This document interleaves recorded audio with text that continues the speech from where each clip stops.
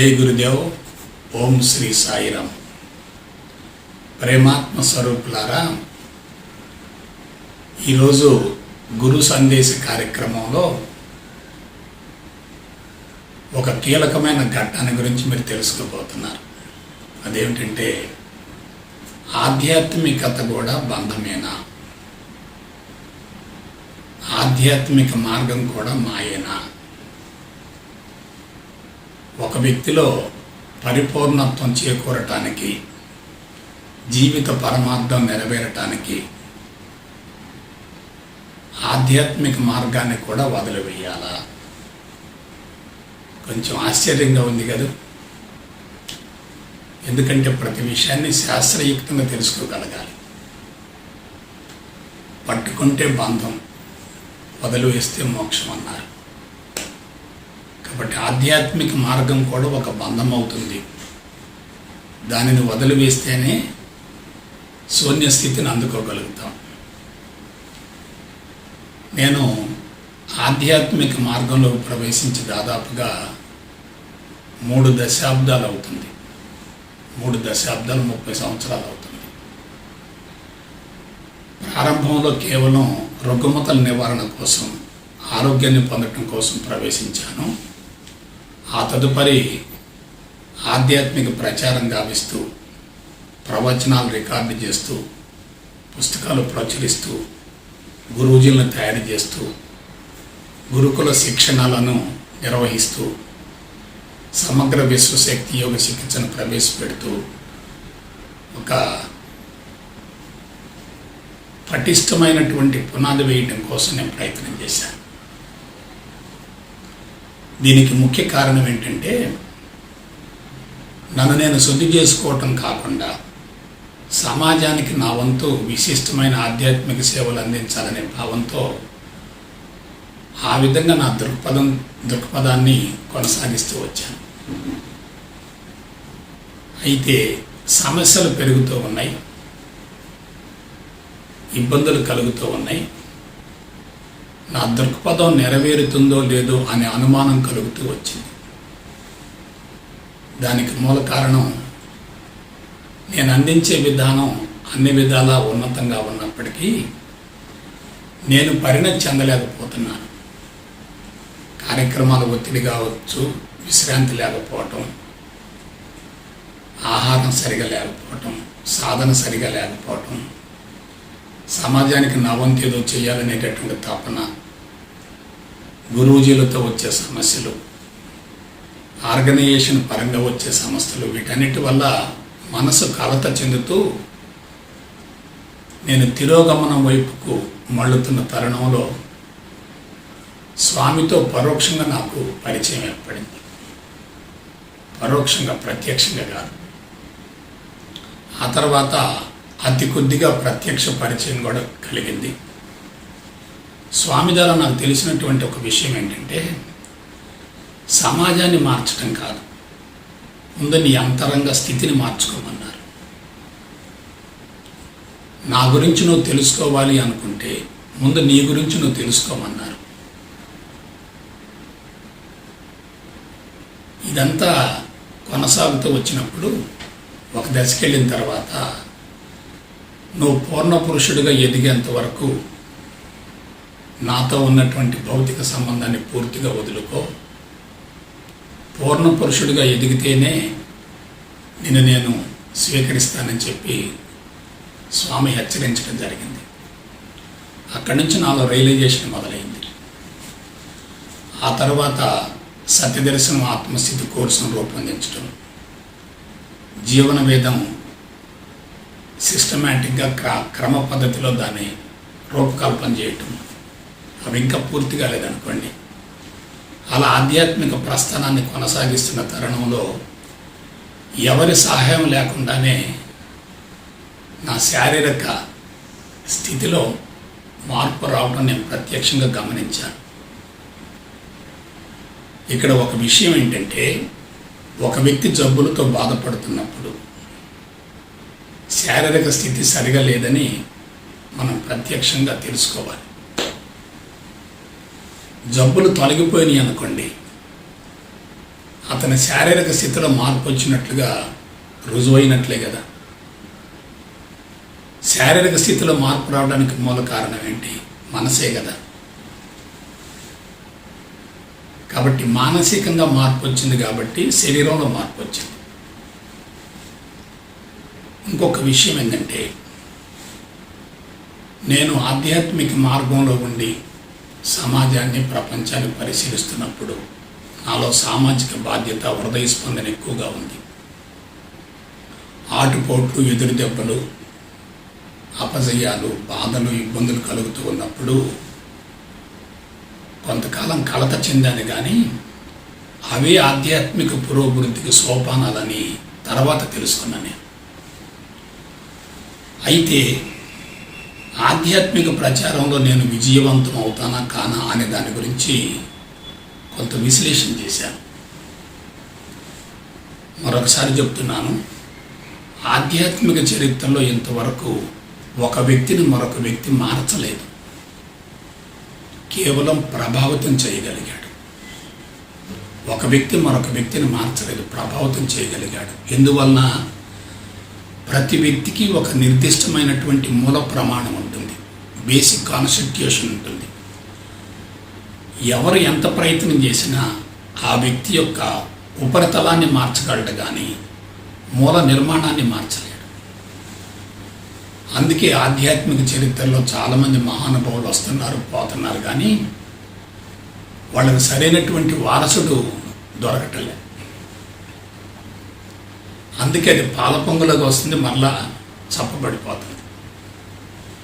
నాకు ఈ విషయం మీద లోతైనటువంటి విశ్లేషణ చేస్తే నాకు అర్థమైంది ఏంటంటే, మనిషి యొక్క జెనెటిక్ కాన్స్టిట్యూషన్ మారాలి, మూల నిర్మాణం మారాలి, అంతరంగం సమూలంగా శుద్ధి కావాలి, శరీరం పూర్తిగా కరిగిపోవాలి. అది ఎట్లా సాధ్యమవుతుంది?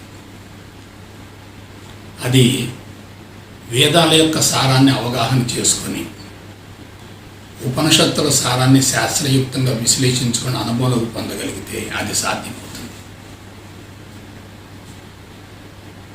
అయితే ఉపనిషత్తుల సారాన్ని అర్థం చేసుకొని అందుకోవటానికి అనుకూలమైన వాతావరణం ఉందా? ప్రస్తుతం లేదు. ఎందుకంటే సమాజం కలుషితమైంది, ప్రకృతి చిన్నాభిన్నమైంది, భౌతికవాదపు మత్తు తారాస్థాయిలో ఉంది, పెట్టుబడిదారీ వ్యవస్థ పంజా విసురుతుంది, ఒక వర్గం మరొక వర్గాన్ని దోపిడీ చేసుకుంటూ ఉంది. ఇంత క్లిష్టమైన పరిస్థితులలో ఇంత సున్నితమైన, విలువైన, మహోన్నతమైనటువంటి జ్ఞానాన్ని ప్రవేశపెట్టి సమాజంలో మార్పు తీసుకురావటం సాధ్యమవుతుందా అనేది నా అంతరంగంలో ఉత్పన్నమైనటువంటి ప్రశ్న. మరి వదిలేయటం కుదరదు. కొనసాగించాలంటే బలమైనటువంటి దృక్పథం ఉండాలి, విశ్వాసం ఉండాలి. విశ్వాసం లేకుండా ఏ కార్యక్రమాన్ని చేపట్టినా అనుమానం వెంటాడుతూ ఉంటుంది. మరొక విషయం ఏంటంటే, స్వామీజీని గురించి నేను చాలా ఉన్నతంగా ఊహించుకున్నాను, లోతైన పరిశోధన చేశాను. కానీ స్వామి యొక్క మరణాన్ని గమనించిన తర్వాత నా మనసు కలత చెందింది. చనిపోయిన వ్యక్తుల్ని తిరిగి బ్రతికించగలిగినటువంటి స్వామి అంతిమంగా వివాదాస్పదంగా తన శరీరాన్ని వదిలివేయటం జరిగింది. తన 6వ ప్రణాళికైనటువంటి ధర్మ సంస్థాపనను అమలు జరపలేకపోయారు. అటువంటి అవతార పురుషుడికే సాధ్యం కానప్పుడు నేను చేసే ప్రయత్నం కూడా ఎంతవరకు విజయవంతం అవుతుంది అనే దాని గురించి నేను లోపల అనుమానపడుతూ వస్తున్నాను. అయితే అందరూ చేసే పని మనం చేస్తే ప్రత్యేకత ఏముంది? అందరూ చేసే పని మనము చేస్తూ ఉంటే ప్రత్యేకత ఏముంది? ఎవరు చేయలేనిది, సాధించలేనిది చేసి విజయవంతం గావించడమే జీవిత పరమార్థం. ఎవరు చేయలేనిది మనం చేసినప్పుడు మనసు ఆనందంలో ఉప్పొంగిపోతుంది. అలా చేయలేకపోయినప్పుడు అసంతృప్తిగా జీవితం ముగుస్తుంది. అసంతృప్తిగా జీవితం ముగిస్తే మరొక జన్మ కావాలి, ఆనందంగా జీవితం ముగిస్తే మరొక జన్మతో పని లేదు, అదే ముక్తి లేక మోక్షం అంటే. ఇక్కడ కీలకమైన విషయం చెప్తాను. అవసరం లేకుండా అన్వేషణ జరగదు, అన్వేషణ జరగకుండా పరిణామం జరగదు. ఆధ్యాత్మికత అనేది 10,000 సంవత్సరాల క్రితమే బహిర్గతమైనప్పటికీ దాని అవసరం పెద్దగా రాలే. గత కొన్ని శతాబ్దాలుగా భౌతికవాదం మొత్తం పెరుగుతూ ఉండి ప్రజలంతా సుఖానికి, సౌకర్యానికి, విలాసానికి, వినోదానికి, శృంగారానికి అలవాటు పడుతూ ప్రకృతిని చిన్నాభిన్నం చేస్తూ ఇప్పుడు పరిస్థితి ఎలా ఉందంటే మానవ మనుగడే ప్రశ్నార్థకమైంది. మానవ మనుగడే ప్రశ్నార్థకమైంది. కరోనా మహమ్మారి మానవ జాతి మీద పంజా విసిరింది. మానవ జాతి మొత్తం కూడా విలవిలలాడిపోతుంది. పరిష్కారం తెలియక పరుగులు పెడుతున్నారు. అద్భుతాలు సాధించగలను అని ప్రకటించుకున్నటువంటి మానవుడు తన వ్యక్తిగత జీవితానికే భద్రత లేకుండా పోయింది. అంటే ఇప్పుడు ఆధ్యాత్మికత యొక్క అవసరం పెరిగింది. ఆధ్యాత్మికత లేకుండా మానవుడు మనుగడ సాగించే అవకాశమే లేకుండా పోయింది. Be careful. సో అవసరమే అన్వేషణకు దారితీస్తుంది. Necessity is the mother of invention. కాబట్టి ఇవాళ ఆధ్యాత్మికత యొక్క అవసరం పెరిగింది. కాబట్టి నాలాంటి వ్యక్తుల్ని ప్రకృతి అనుకోండి, విశ్వశక్తి అనుకోండి, లోక కళ్యాణం కోసం ఒక పరికరంగా ఉపయోగించుకుంటుంది. కాబట్టి ఆధ్యాత్మిక మార్గం కూడా మాయే అనేటటువంటి విషయం కనుక అనుభవంలోకి వచ్చిందంటే ఆ వ్యక్తి బంధాల నుంచి బయటపడ్డండి. ఇక్కడ ప్రపంచవ్యాప్తంగా ఆధ్యాత్మికత మొత్తం కూడా జ్ఞానంతో ముడిపడింది. జ్ఞానంతో ముడిపడింది. నేర్చుకోవటం, తెలుసుకోవటం, బోధించటం, వల్ల వేయటం, పారాయణం చేయటం, విశ్లేషించటం, పరిశోధించటం, శోధించటం, everything is linked with knowledge. అయితే ఈ జ్ఞానం అనేది ఏ స్థాయిలో బహిర్గతం అవుతుంది? జ్ఞానం అనేది ఏ స్థాయిలో బహిర్గతం అవుతుంది? ఒకటి ఇంద్రియ మట్టం, 2 మానసిక మట్టం. విశ్లేషణ ఏ స్థాయిలో జరుగుతుంది? బుద్ధి మట్టంలో జరుగుతుంది. విచక్షణ, వివేకము, విచారణ, విశ్లేషణ, విజ్ఞానం అనేది బుద్ధి మట్టంలో జరుగుతుంది.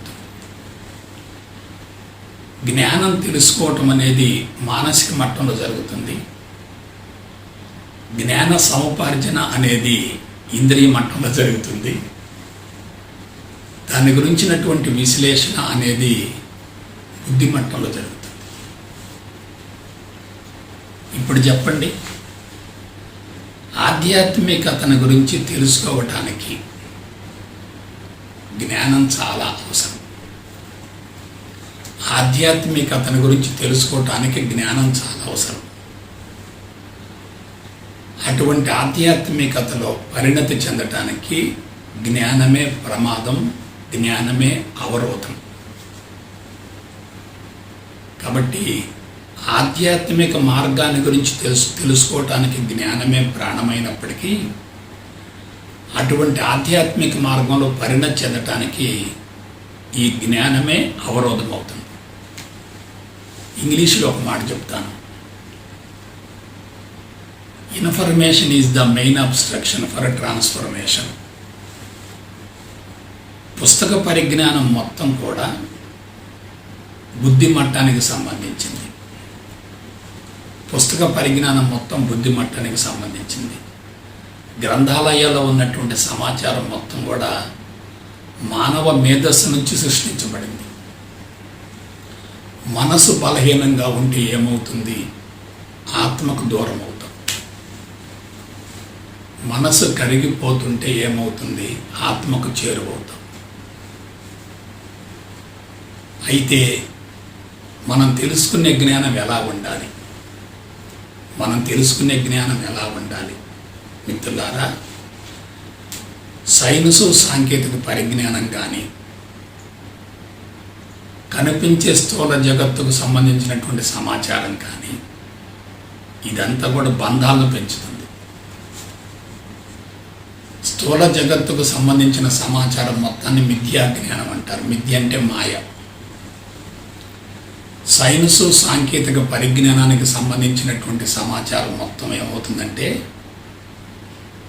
ప్రకృతిని చెడగొట్టి సిద్ధాంతాలు రూపొందించి వస్తు తయారీ కోసం, పారిశ్రామిక ఉత్పత్తుల కోసం ఉపయోగపడుతుంది. కాబట్టి దానివల్ల మనిషి యొక్క మనసు కలుషితమవుతుంది, మేధస్సు అంతా కలుషితమవుతుంది. మరి మనకి ఎటువంటి జ్ఞానం కావాలి? మేధస్సును శుద్ధి చేసే జ్ఞానం కావాలి, మేధస్సును కరిగించే జ్ఞానం కావాలి, సంస్కారాలను తొలగించే జ్ఞానం కావాలి. అందుకే మనం ఏం చేసాం? జ్ఞానం జ్ఞానం అనగానే ఆత్మజ్ఞానం ఆత్మజ్ఞానం ఆత్మజ్ఞానం అంటున్నాం. అయితే ఒక విషయం చెప్పండి, ఆత్మజ్ఞానం అనే పదం వాస్తవమా తప్ప? ఆత్మజ్ఞానం అనే పదం వాస్తవం కాదు. అసలు ఆత్మకు జ్ఞానమే లేదు. ఆత్మకు జ్ఞానమే లేదు. వేదాలు కానీ, ఉపనిషత్తులు కానీ, బ్రహ్మసూత్రాలు కానీ, భగవద్గీత కానీ, వివేక చూడమని కానీ, వగైరా వగైరా ఏదైనా సరే ఆత్మజ్ఞానాన్ని అందించినవి కానీ అది మనిషిని ఊహల్లో తేలియాడేటట్టు చేస్తుంది. ఎందువల్ల? ఆత్మ ఏమిటి? నిరాకారం, నిరంజనం, నిర్గుణం. నిరాకారం, నిరంజనం, నిర్గుణం. కంటితో చూసేది కాదు, చెవులతో వినేది కాదు, రుచి చూసేది కాదు, వాసన చూసేది కాదు, స్పృశించేది కాదు, దహించేది కాదు, విభజించేది కాదు, తడిపేది కాదు. ఒక మాటలో చెప్పాలంటే భౌతిక నేత్రాలతో ఈ భూమండలంలో ఎవరూ ఆత్మను చూడలేరు, చూసే అవకాశమే లేదు. అర్థమైందే? భౌతిక నేత్రాలతో భూమండలంలో ఇంతవరకు ఎవరూ ఆత్మను చూడలేదు, ఇక భవిష్యత్తులో కూడా చూసే అవకాశమే లేదు. ఎందువల్ల? ఒక వస్తువుకి రూపం ఉంటుంది, ఆకారం ఉంటుంది, రుచి ఉంటుంది, స్పర్శ ఉంటుంది. దాని లోపల అనేక రకాల మార్పులు చేర్పులు జరుగుతుంటాయి. మన కంటికి కనపడుతుంది. అవసరమైతే మైక్రోస్కోప్ తోటో టెలిస్కోప్ తోటో మనం దాన్ని కంటితో చూడొచ్చు, విశ్లేషించుకోవచ్చు. వాట్ అబౌట్ ఆత్మ? అది నిరాకారం కదా, నిరంజనం కదా, నిర్గుణం కదా. మరి దాన్ని మనం ఎలా పిలుస్తున్నాం? సత్యం అంటున్నాం, నిత్యం అంటున్నాం, స్థిరం అంటున్నాం, శాశ్వతం అంటున్నాం, వాస్తవం అంటున్నాం, సర్వవ్యాపితం అంటున్నాం. ఇదంతా ఏమిటి? అక్కడ లేనిదాన్ని చూయించినట్టు, ఆ లేనిదాన్ని చూడమంటున్నారు. అందుకే ఆధ్యాత్మికత అంతా కూడా ఊహాలోకాల్లో ఉంది. కనిపించిన భగవంతుడి కోసం తీవ్రమైనటువంటి అన్వేషణ జరుగుతుంది. కనిపించే స్థూల జగత్తుని వ్యతిరేకిస్తూ కనిపించిన భగవంతుని కోసం అన్వేషణ చేయటం అంటే ఆ సాధన కఠోరంగా ఉంటుంది. అటువంటి వ్యక్తి పరిణతి చెందకపోగా మానసికంగా దెబ్బతింటాడు. ఒక 10 సంవత్సరాలు 15 సంవత్సరాలు ఆ మార్గంలో ఉన్నటువంటి వ్యక్తులకి శారీరకంగా, మానసికంగా ముఖంలో వర్చస్సు పెరగాలి, మాటలో స్పష్టత ఉండాలి, మనసులో స్వచ్ఛత ఉండాలి. కానీ ఎక్కువ మంది సాధకులను గమనించండి, సాధన చేసే కొద్దీ శారీరకంగా, మానసికంగా బలహీనపడుతున్నారు, కఠోర సాధనలు చేస్తున్నారు. నాకు తెలిసి ఒక ఆయన రోజుకు 18 గంటలు ప్రాణాయామం చేపిస్తున్నాడు. నాకు తెలిసిన ఒక ఆమెతో మాట్లాడతామని చెప్పింది ఏంటంటే, నేను గతంలో 10 గంటలు 11 గంటలు సాధన చేసేదాన్నండి, ఇప్పుడు చేయలేకపోతున్నానండి అంతే. అదేంటి? వయసులో ఉన్నప్పుడు 10 ఏళ్ళు 15 ఏళ్ళు సాధన చేశారు, బాగానే ఉంది. సాధన చేయటం ద్వారా ఇంప్రూవ్మెంట్ కలగటం అంటే ఏమిటి? ఉన్న రుగ్మతలు పోవాలి, క్రొత్త రుగ్మతలు రాకూడదు. మరి వెన్నుపూస నొప్పులు రావటం, మలబద్ధకం రావటం, తలదిన్నట్టుగా ఉండటం, మనసు కన్ఫ్యూజన్గా ఉండటం, ఏకాగ్రత తగ్గటం, జ్ఞాపశక్తి తగ్గటం అంటే ఏంటి విషయం? భగవంతుణ్ణి కనిపించే స్థూల జగత్తుకు అతీతంగా చూస్తున్నారు. కనిపించే స్థూల జగత్తుకు భగవంతుడు అతీతంగా ఉన్నాడు అనుకున్నప్పుడు మనిషి ఎలా ఉంటాడు?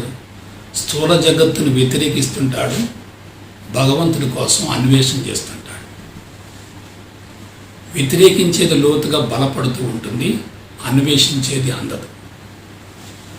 దీనికి మూల కారణం చెప్తాను. భారతదేశంలో ఆధ్యాత్మికత అశాస్త్రీయంగా రూపాంతరం చెందింది. భారతదేశంలో ఆధ్యాత్మికత అశాస్త్రీయంగా రూపాంతరం చెందింది. ఎట్లా?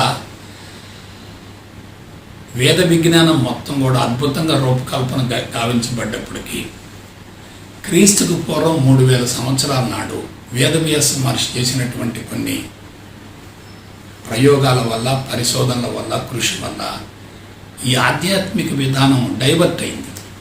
ఎట్లా? త్రిమూర్తులు అన్నారు, త్రిశక్తి స్వరూపాలు అన్నారు, ముక్కోటి దేవతలు అన్నారు, దేవాలయాలు అన్నారు, మంత్రోచ్చారణ అన్నారు, కర్మకాండ అన్నారు, ఉపాసన కాండ అన్నారు, భక్తి మార్గం అన్నారు, కర్మ మార్గం అన్నారు. సో ఏమైంది ఇదంతా ఏమైంది? ఈ కనిపించేటటువంటి రూపాలే భగవంతుడనే భావంతో, కనిపించే రూపాలే భగవంతుడనే భావంతో వాటితో బంధాలు ఏర్పరచుకున్నారు. అది ముక్కోటి దేవతలు కానీ, త్రిశక్తి స్వరూపాలు కానీ, త్రిమూర్తులు కానీ వీళ్ళంతా కూడా మంత్రద్రష్టులైనటువంటి ఋషులు ఆరాధన కోసం, ఉపాసన కోసం, భక్తి ప్రపత్తులు కలగజేయటం కోసం రూపొందించినటువంటి మహోన్నతమైనటువంటి విగ్రహాలు అవన్నీ కూడా. ఒక వ్యక్తిని చూపించి 4 చేతులు వేశారనుకోండి, 4 చేతులు ఉన్నాయి అనుకోండి, 4 తలకాయలు ఉన్నాయి అనుకోండి, కిరీటం ఉందనుకోండి, పిల్లన గురువు ఉందనుకోండి, తర్వాత గంగ తల మీద ఉందనుకోండి, చంద్రుడు ఉన్నాడు అనుకోండి, హీఈజ్ టోటలీ అబ్నార్మల్. మనకంటే ఉన్నతంగా ఉంటేనే ఆ వ్యక్తి పట్ల మనకు ఆరాధన కలుగుతుంది. నా దగ్గరికి చాలామంది వస్తూ వచ్చి పాద నమస్కారం చేస్తూ ఉంటాను. నేనేమంటానంటే, మీరు నేను ఒకటే కదయ్యా, తేడా ఏముంది, నాకు నమస్కారం చేయాల్సిన పని ఏందంట. నేను వాళ్ళు దాన్ని వీక్నెస్గా తీసుకుంటారు. విష్ణు గారు ఏమీ లేదని ఆయన చెప్పాడు కదా అంటారు. చూసారు ఎంత గమ్మత్తుగా ఉంటుంది. కాబట్టి ఆలోచించండి ఒకసారి. కృత్రిమంగా మంత్రాల ద్వారా రూపొందించినటువంటి విగ్రహాల్లో ఇరుక్కొని పోయినందువల్ల బంధాలు పెరుగుతున్నాయి, స్వేచ్ఛ హరించుకుపోతుంది. కాబట్టి ఆలోచించండి. పూజలు, పునస్కారాలు, వ్రతాలు, ఉపవాసాలు, దీక్షలు, భజనలు, భక్తి గీతాలు ఇవన్నీ ఆధ్యాత్మికతలు ఒక భాగమే. దాన్ని మనం ఎప్పుడు కాదనకూడదు. కానీ 5వ తరగతి వరకు ఒక సిలబస్ ఉంటుంది, 10వ తరగతి వరకు ఒక సిలబస్ ఉంటుంది, ఇంటర్మీడియట్లో ఒక సిలబస్ ఉంటుంది, డిగ్రీలో ఒక సిలబస్ ఉంటుంది, పోస్ట్ గ్రాడ్యుయేషన్లో మరొక సిలబస్ ఉంటుంది. మనం 5వ తరగతి చదివేటటువంటి వ్యక్తికి డిగ్రీ సిలబస్ ఇస్తే ఎట్లా? డిగ్రీ చదివే వ్యక్తిని తీసుకొచ్చి 5వ తరగతిలో కూర్చోబెడితే ఎట్లా? ఇది పాయింట్. కాబట్టి ఎప్పుడైతే మనుషులంతా కూడా ప్రాథమికమైనటువంటి అంశాల మీద దృష్టిని కేంద్రీకరిస్తున్నారో అసలు దాన్ని అందుకోలేకపోతున్నారు. కరెక్టే గురూజీ, మరి మీరు ఎలా అందిస్తారు? దానికి మార్గం ఏమిటి? మీరు చేయబోయేటటువంటి ప్రయోగం ఏమిటి? మాకు ఇచ్చేటటువంటి సందేశం ఏమిటి? వినండి ఒకసారి. నిరాకారం అనేది భగవంతుడి యొక్క తత్వం. అది కంటికి కనిపించదు. అటువంటి నిరాకారం నుండి సాకారం వచ్చింది. సాకారంలో నిరాకారాన్ని చూసుకుంటే నిరాకారం కోసం అన్వేషణ చేసే పని ఉంటుందిగా. కనిపించే స్థూల జగత్తునే భగవంతుడిగా భావించగలిగితే ప్రత్యేకంగా ఇక భగవంతుడి కోసం అన్వేషణ చేయవలసిన అవసరం ఉండదు కదా. ఆలోచించండి. బంధాలు ఉన్న ప్రమాదమే, భౌతిక జగత్తులో ఇరుక్కున్న ప్రమాదమే.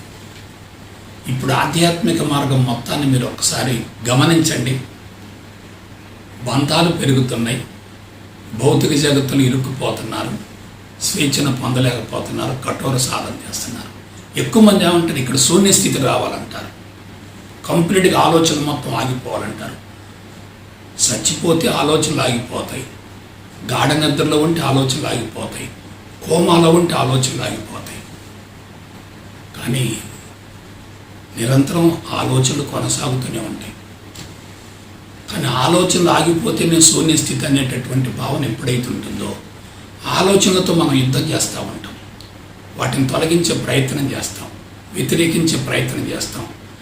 వ్యతిరేకిస్తూ తొలగించాలనే ప్రయత్నం చేస్తున్నామంటే అవి ఇంకా బలపడతాయి. మరి దీనికి పరిష్కారం ఏంటండి? ఒక్కటే చెప్తున్నాను, జ్ఞానం కూడా మాయా అని తెలియజేసే జ్ఞానం కావాలి. అదే ఆత్మజ్ఞానం, అదే పరిపూర్ణ అద్వైత బ్రహ్మజ్ఞానం. పరిపూర్ణ అద్వైత బ్రహ్మజ్ఞానాన్ని గురించి శాస్త్రయుక్తంగా అవగాహన చేసుకుని అనుభవంలోకి పొందగలిగితే కనిపించేది మొత్తం మాయగా తోస్తుంది. అటువంటి మాయను కూడా భగవంతుడిగా భావించగలిగితే ఇక అన్వేషణ, శోధన, పరిశోధన అయిపోతుంది.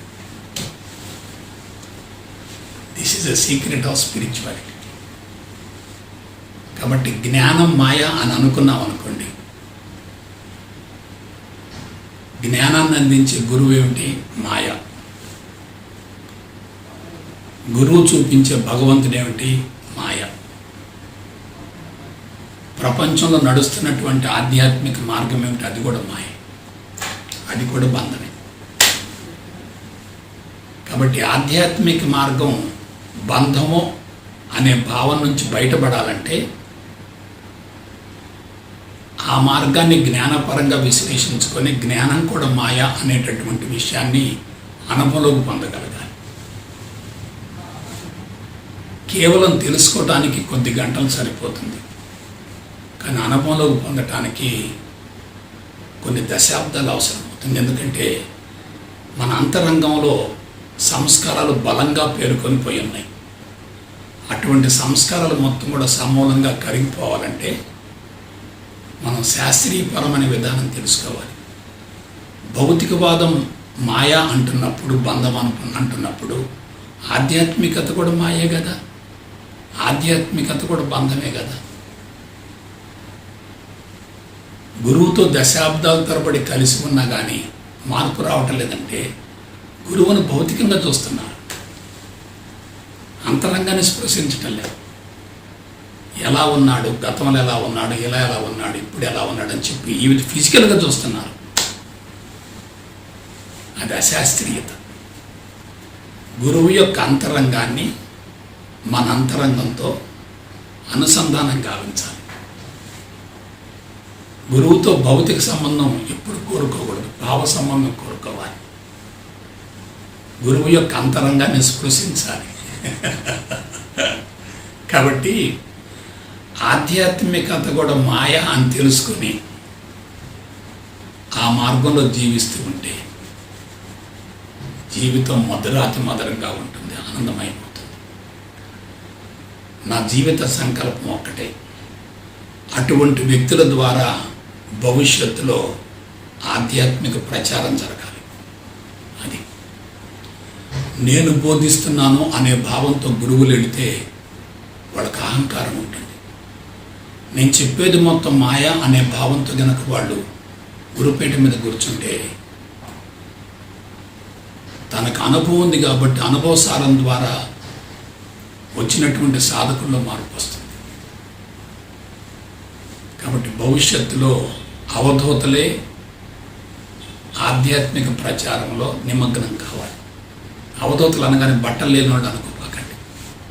అవధూతల స్థితి నుండి ప్రపంచానికి జ్ఞానబోధ చేయాలి, జ్ఞాన ప్రచారం చేయాలి, ఆధ్యాత్మిక సేవలు అందించాలి.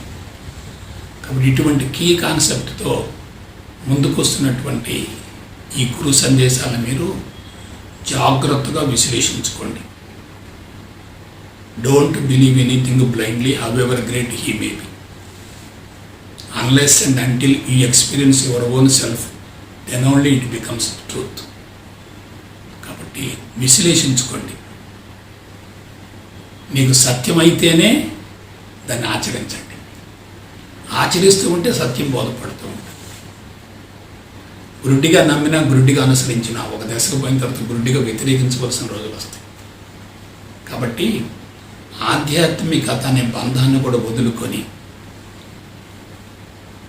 మీ జీవితాన్ని ఆనందమయం చేసుకోవడంలో రాబోయే గురు సందేశాలను మీరు పునాదిగా వాడుకుంటారని చెప్పి మనస వాచ కర్మను కోరుకుంటూ సెలవు తీసుకుంటా. జై గురుదేవ్, జై గురుదేవ్, జై గురుదేవ్.